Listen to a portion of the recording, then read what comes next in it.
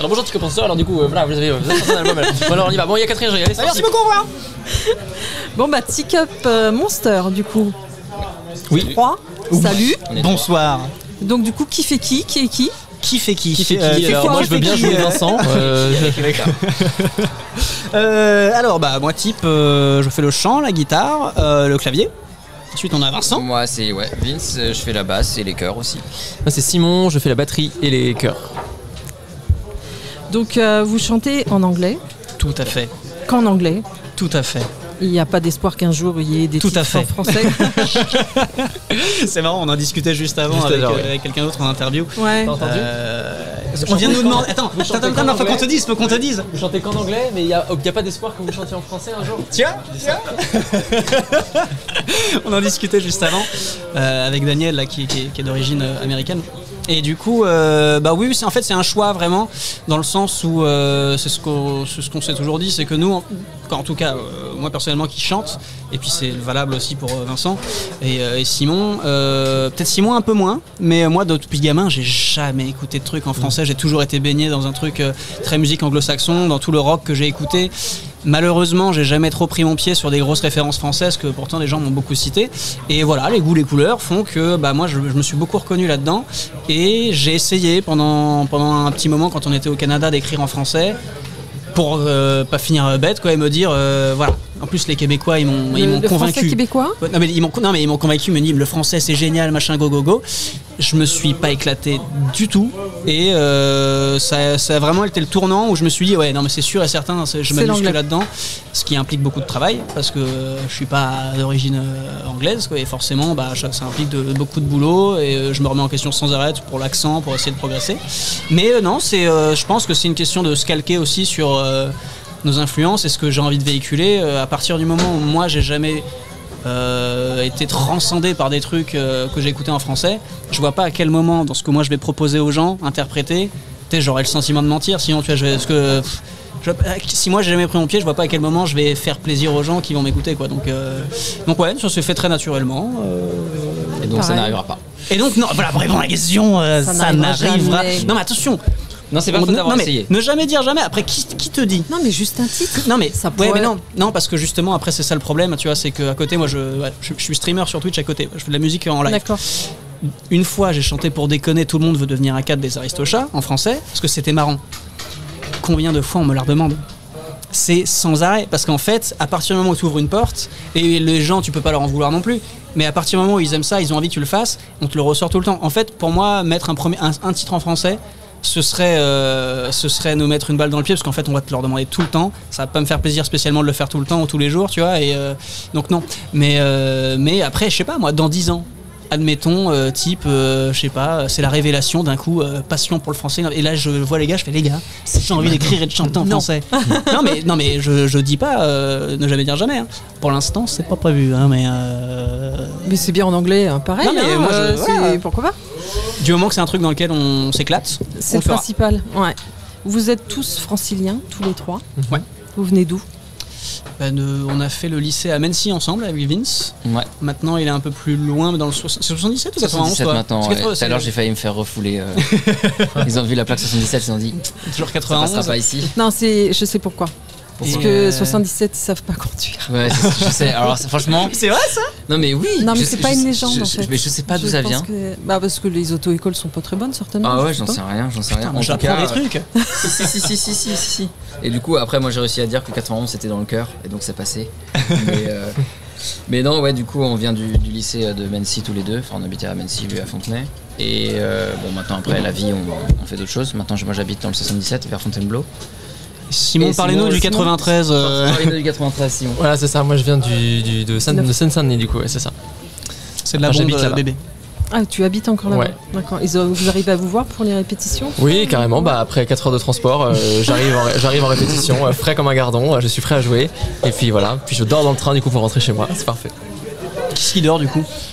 Pardon ? Qu'est-ce qui dort avec le nombre de transports ? Oui, je dors beaucoup, ouais. Je me repose, je récupère énormément. C'est toi qui te déplaces, pas eux. En fait, on se déplace tous, on fait à peu près à mi-chemin, ouais. Mais Simon a quand même plus de route que nous. Je dis à peu près, quand même. Non, il a plus de route que nous. Non, après voilà, c'est un concours de circonstances qui fait qu'on est accompagné, on a la chance d'être accompagné, enfin d'avoir été accompagné par une salle assez connue ici qui s'appelle Le Plan, Harris-Orangis, voilà. Et bon, ils ont des super locaux de répétition. Nous, on aime beaucoup ce lieu-là. Et du coup, on s'y retrouve parce qu'effectivement, c'est quand même relativement à mi-chemin. Moi, c'est assez facile en train, etc. Bon, ça va, c'est à côté de la gare. Voilà, mais c'est pour ça, c'est parfait. Puis en plus, maintenant, notre ingé son, il travaille. Voilà, c'est donc ça. En fait, Donc, il y a ça plein de devient la choses qui font famille. que c'est C'est voilà. C'est quand même une salle mythique, hein, Le Plan. oui, Surtout depuis l'ancien plan auquel on a joué aussi. Oui. Ouais. Ah, oui. Grosse institution. Ouais. Et du coup, Teacup Monster. Pourquoi? Oui. Alors, Le pourquoi du comment. est-ce que quelqu'un veut la tenter ou Vas-y. Alors, parce qu'il y en a un qui a commencé à dire Teacup et l'autre non, Monster. Non, parce qu'à chaque fois qu'il y a cette question, c'est toujours moi qui réponds et à chaque fois j'ai ma petite réponse complète. Mais on va tenter aujourd'hui. Simon. Expliquez-nous. Alors, du coup, de l'extérieur, parce que j'étais pas là pour la décision du nom, sinon ce serait peut-être pas appelé comme ça, je sais pas.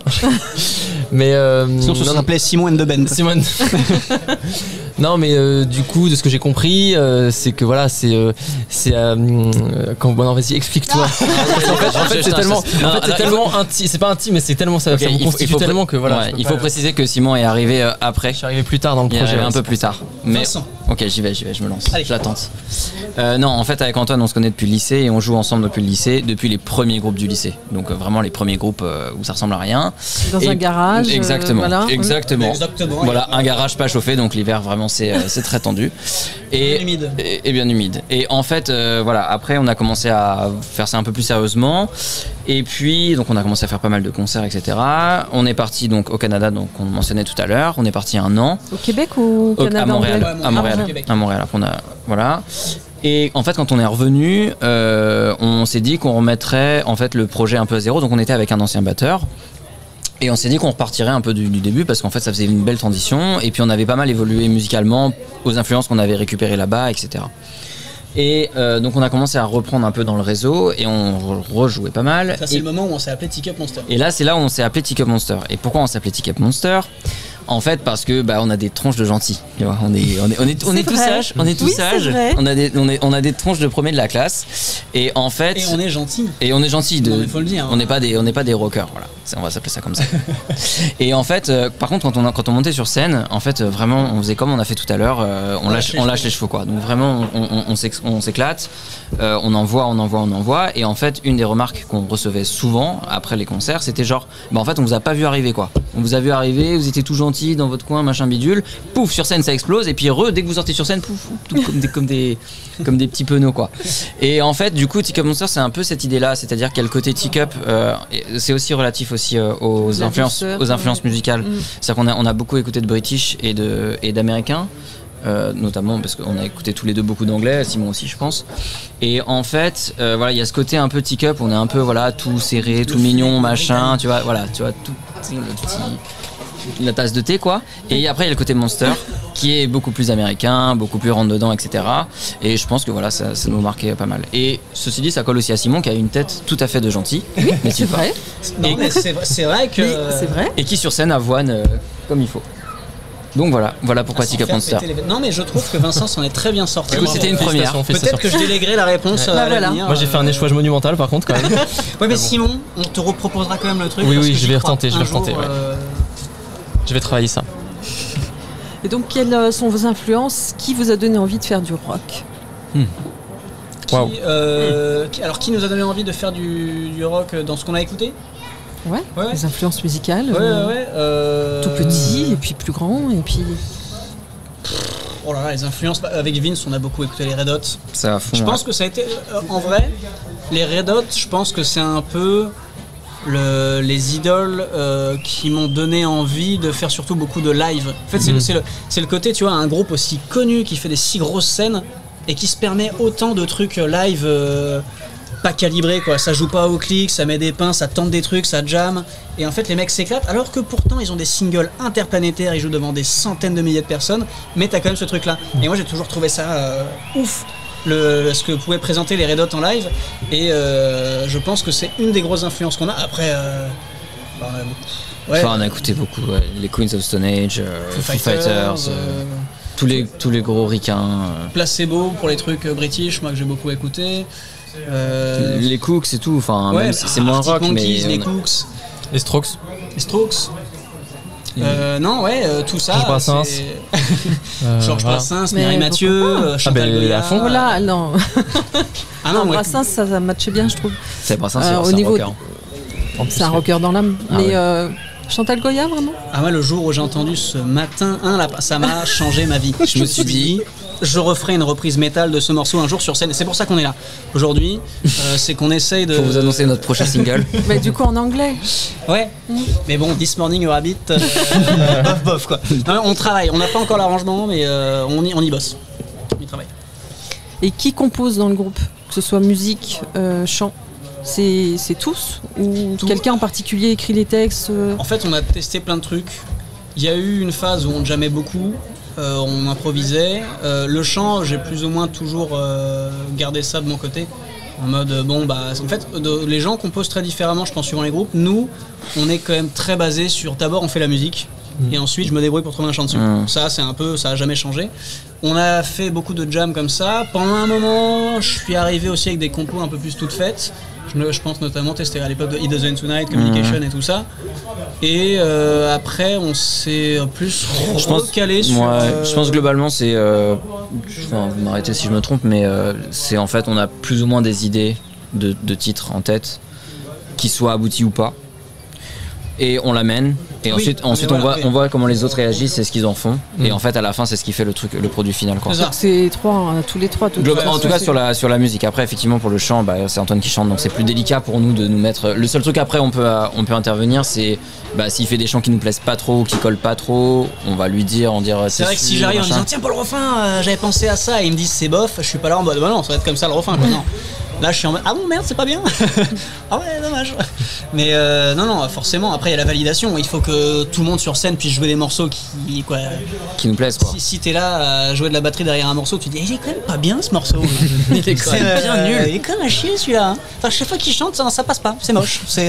Forcément. Il faut que tout le monde se reconnaisse là-dedans.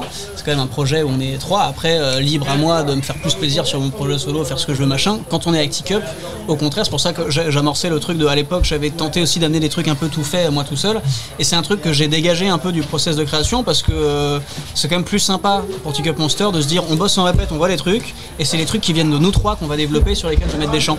Le reste sinon j'aurais l'impression de m'imposer pour rien et puis c'est pas le but. C'est pas le but, puis il y a une bonne entente j'ai l'impression du coup.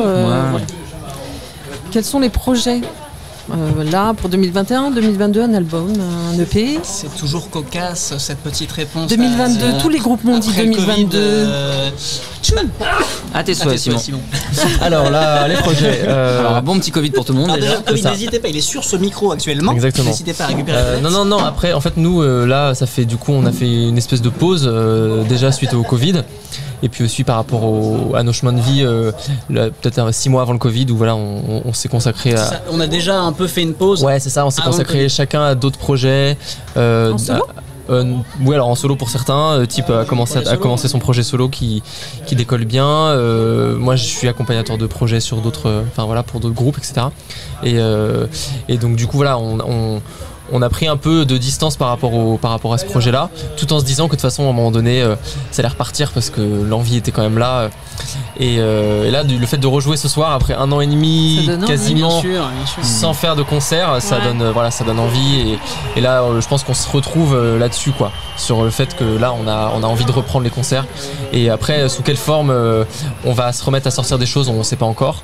On a des idées. Et bon, ça sera pas des trucs très révolutionnaires, mais on va écrire des nouveaux titres, etc. Après, pour l'instant, on s'y est pas mis. On a déjà des petits travaux qu'on avait préparés pour un prochain album et tout ça. Ça tape.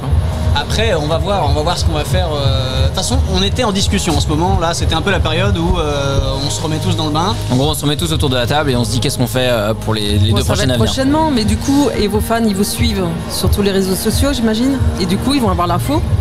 Dans Facebook. Facebook plus trop, mais Insta. C'est surtout Insta. Moi je suis très actif tout seul sur Twitter, c'est là où je suis plus c'est marrant mais avec Facebook. Ah ouais. Non mais c'est marrant, les petits réseaux sociaux tu trouves suivant le projet ta petite affinité. Moi je suis très Twitter. TikTok ça va être sur Facebook, sur Insta, sur Twitter, sur on n'a pas TikTok encore. Pas encore. Non, je suis pas sûr qu'on va l'avoir. Ouais, c'est vrai cool, parce qu'avec Simon on a des potentiels de vidéos à faire mais pas constance. On est assez créatif. Mais on garde ça pour nous pour l'instant. Non, mais ça va venir. On est juste en train de réfléchir sous quelle forme. Ce sera sous la forme du groupe, mais est-ce que c'est un album, un EP, tout ça, on sait pas encore. Puis on informera les gens quand on saura vraiment nous de notre côté, parce que c'est vrai qu'on n'est pas sûr encore. Ouais. Vous avez un site internet ou pas en construction? Alors, Alors, tu voulais une anecdote? Ouais. On s'est fait voler le nom de domaine. Ticketmonster.com, du coup le site c'est pour ça qu'il est plus en ligne, parce qu'en fait t'as des robots automatiques qui piquent les noms de domaine, c'est à dire qu'on était le nom de domaine ticketmonster.com pendant 2 ans et le robot il voit que c'est pris pendant 2 ans et via un problème de mail et tout ça j'ai pas pu réactualiser à jour, c'est à dire que 2 jours après il y a eu une frame de 2 jours dans laquelle j'ai pas pu actualiser le site, du coup c'était achetable par n'importe qui, le robot a snipé le truc et il a dit ticketmonster.com, moi c'est 600 balles, je suis lâché maintenant le nom de domaine. Du coup j'ai fait alors pas de site, mais mais c'est pour ça qu'on n'a pas de site en ce moment. Moi j'ai un site perso sur lequel je regroupe des trucs que les gens ont. Les paroles de Ticketmonster par exemple, j'ai mis sur mon site perso parce que les gens en avaient beaucoup besoin, mais sinon on se rend compte qu'un site internet c'est pas si utile que ça, il y a les réseaux, il y a tout pour trouver. Ouais, aujourd'hui. En tout cas on est sur toutes les plateformes, sur tous les réseaux. YouTube, surtout on a toutes nos vidéos là-dessus et puis des photos Monique en faisant des petites annonces aux gens, donc voilà. Ça va être là-dessus et non les gens sont pas de toute façon, vous tapez Ticketmonster sur internet, vous êtes pas perdu. Ouais, Google nous trouvera. C'est ça. Donc on va bientôt vous libérer parce qu'il y a Catherine Ringer qui vient d'arriver. Et j'ai juste 2 petites questions qui sortent de l'ordinaire, qui sont perso sans être perso. D'accord, vas-y. Pour mieux vous connaître. Fais-nous rêver. Quel est votre péché mignon? Moi je l'ai. Moi c'est les pâtes au pesto vert. C'est précis. Franchement c'est mon comfort meal. Quand ça va pas, je mange des pâtes au pesto. Simon. Non mais ça peut être pas forcément culinaire quoi, pas forcément culinaire. Ouais, n'importe. Qu'est-ce que tu veux que je te raconte comme histoire? Les péchés mignons. Ça peut être un bon vin, ça peut être. Franchement, je vais pas être original vu ce que tu viens de répondre. La télé, toute belle. Franchement, je pense que c'est vraiment un bol de pâtes. Quand j'ai eu une semaine de ouf et genre tu sais c'est vraiment un doudou quoi. C'est marrant, vous êtes nombreux à me dire les pâtes. Ouais, c'est le repas réconfort en mode bam. C'est le repas avec les pâtes. Ouais, exactement, c'est genre gros repas, grosse semaine, grosse épreuve. Tu rentres chez toi, tu te fais un gros bol de pâtes. Après tu décèdes sur le canapé et on est bien. Bah, du coup, je vais donner ma recette de pâtes. Moi que ce soit après un stream quand je viens de faire du live pendant je sais pas combien de temps ou après un concert, je rentre chez moi, je me fais je sais pas combien de grammes de pâtes avec de la crème et du saumon. Ça, les pâtes au saumon là, ça. Alors je vois qu'en face de moi, parce que vous avez que l'audio, en face de moi ça grince des dents. C'est clair. Mais sachez que ma recette déjà est très bonne. En plus petite crème, petit saumon dedans et à la fin vous cassez un jaune d'œuf dans la crème. Je suis désolé. Avec des petites linguines ou des petits spaghettis, voilà. Ça passe très bien. Pour quelqu'un qui savait pas, c'est hyper précis quand même. Autre petite question comme ça, si vous aviez la possibilité d'être une autre personne, quelqu'un d'autre, un personnage, n'importe qui, quelqu'un que vous estimez beaucoup, pendant 24 heures seulement, qui seriez-vous et pourquoi? Forcément une personne connue. T'es sûr que tu veux aller voir Catherine Ringer vite là parce que faut pas poser des questions comme ça à la fin. Non, pas connu, quelqu'un de ton entourage, quelqu'un que tu... Ah bah ouais, je vais dire une connerie mais forcément moi si pendant 24 heures je peux être quelqu'un d'autre, je choisis une femme. C'est un bon choix. Non mais en vrai, sans déconner. Moi j'étais en train de me dire pareil aussi. Mais ou un animal, je sais pas. Je monte stratégique quoi.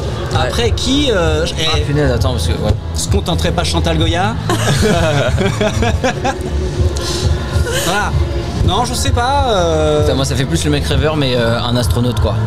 Tu vois, genre Thomas. Ah, tu te téléportes là où il est en ce moment. Non, mais si c'est dans 24 heures dans la période où il est sur l'ISS. Là, c'est stratégique comme ça. Voilà, là où il est sur l'ISS, n'importe quel astronaute qui est sur l'ISS. Ah, j'avoue. Non, mais je pense que là, c'est pour tout le monde. C'est quand même un truc. Mais est-ce qu'on peut choisir une personne et l'emmener où on veut? C'est-à-dire qu'est-ce qu'on peut faire Chantal Goya dans l'ISS? C'est possible ou pas? Loin, hein. Ah, mais attention, après, fixons des règles, voilà. Et Simon? Moi, je serais un oiseau, je pense. Mais ne réponds pas à la question. Libre si dans sa tête. Quelqu'un d'autre. Ouais, je serais un oiseau, je serais un aigle royal, je crois. Ah ouais, un aigle. Un truc vraiment fat où je peux voler de ouf, ouais. Ticketmonster c'est très arty, hein, tu vois, c'est très Télérama. On n'a pas dit ce qu'on mettait dans les pattes. Moi je serais un ragondin, tu vois, un ragondin des lacs pour un peu voir un peu ce qu'il y a dans les profondeurs. Il y a aussi la question, parce que ça se trouve en fait sa question d'après c'était si vous étiez un animal. Ah bah Chantal Goya. Dans l'ISS. Et enfin, je vais vous libérer un dernier mot pour vos fans. À dimanche. Parce que je les vois régulièrement moi en stream. Ouais. Je fais des streams parce que voilà donc. Envoyez-nous vos plus belles photos de recettes de pâtes. Partagez-nous non, vos petits péchés mignons. Envoyez-leur des pâtes. Non mais envoyez-nous des pâtes sinon ouais. On rigole. Mais moi j'ai ce qu'on appelle un Discord. C'est un truc sur lequel on se rejoint avec une communauté. Et j'ai créé parce qu'on n'arrêtait pas d'en parler avec les viewers un canal bouffe. Et moi, régulièrement, on se partage avec la communauté des photos de bouffe qu'on a fait. La dernière fois, j'ai cuisiné des gyoza, je leur ai envoyé, ils m'ont envoyé ce qu'ils ont cuisiné. Donc, on le fait pour de vrai. Hein. Donc, attention. Hein. Donc, la bouffe, c'est un sujet important. Voilà. Bon, bah voilà, il pense qu'à manger. Donc voilà, s'il y a bien un message à donner à la communauté, sans déconner, concert, pas concert, pensez à bien vous alimenter avec des produits de qualité, des produits locaux. Circuit court, on mange ce qu'on est. Donc, voilà. Exactement. Et il ne faut pas manger ce qu'on mange. Tout à fait. Et il ne faut pas manger pour vivre, mais vivre pour manger. Voilà. C'était votre dernier mot. C'était notre dernier mot. Merci Pick Up Monster. Merci à vous. Et bonne fin de festival. Merci. À bientôt. À bientôt. À table. Ciao.